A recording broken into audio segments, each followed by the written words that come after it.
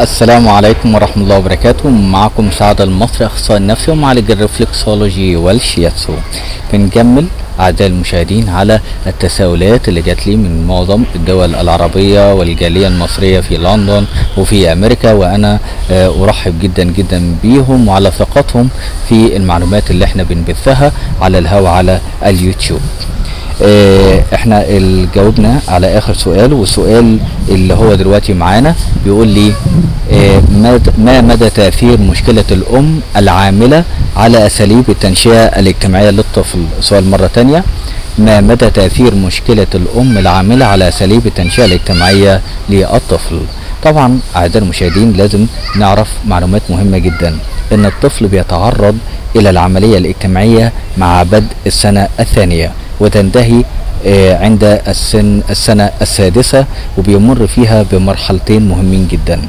الأولى هي مرحلة الطفولة، والثانية هي مرحلة الطفولة المبكرة، وذلك بقصد إكسابه الخصائص الاجتماعية والثقافية السائدة في بيئته الاجتماعية، وهي طبعا الأسرة، وخاصة الدور اللي بتلعبه الأم في هذه المرحلة من مراحل حياة الطفل. وبتقوم العلاقة بين الأم والطفل على العطاء الكامل تجاه طفلها، وبيكون الأخذ قليلا لأن الطفل ما زال في حاجة إلى من يأخذ بيديه ويقدم له الكثير. السؤال بعد كده بيقول لي ما الأساليب التي تستخدمها الأم مع طفلها في مواقف التنشئة الاجتماعية؟ هي طبعا مجموعة وسائل وغايات مرغوبة ومتنوعة ومهمة جدا. قد تعتمد الأم فيها على العلوم واستشارة ذوي الاختصاصات في مواقف التنشئة المختلفة، فمثلا في أسلوب الرضاعة والفطام ومدته، تدريب الطفل على النظافة ازاي، ايه السن اللي بتبدأ فيه الأم ممارسة أسلوبها في تعليمه الكلام، وأسلوبها معه في مواقف الجنس، وتعليمه خلع الملابس وارتدائها، وعلاقاته مع أبناء الجيران أو المجتمع الخارجي ازاي، أو مع الشغالة في حالة وجودها مثلا بالمنزل. كل ده بيدفعنا للحديث عن الأم العاملة وعن موقفها مع طفلها. فمما لا شك أن انشغال أو اشتغال الأم وخروجها إلى العمل في هذه الحالة بتلجأ إلى أكثر من طريقة.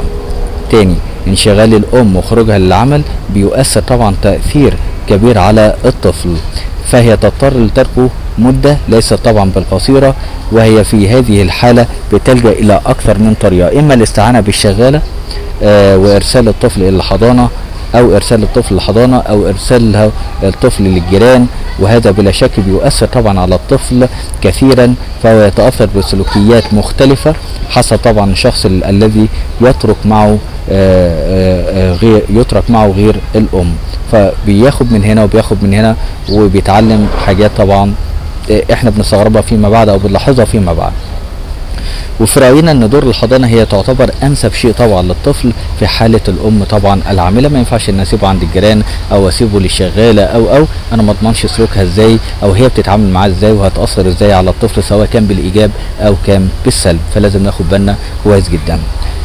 سؤال بعد كده بيقول لي نلاحظ ان كثيرا من الاطفال يولدون وهم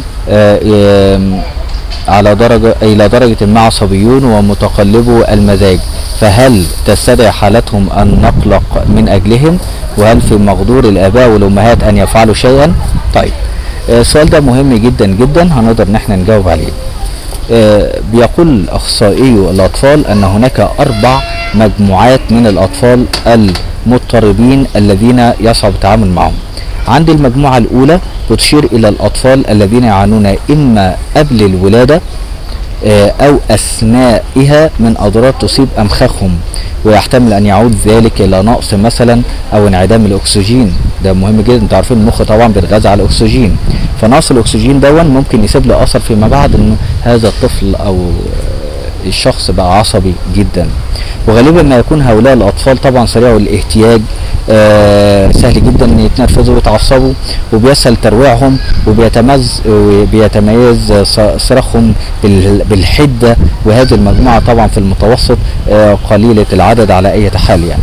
طيب المجموعة الثانية وهي الاخرى قليلة العدد، وهم الأطفال العصبيون الذين توارثوا عصبيتهم، والملاحظ أن أبائهم وأجدادهم كانوا من النوع العصبي أيضا.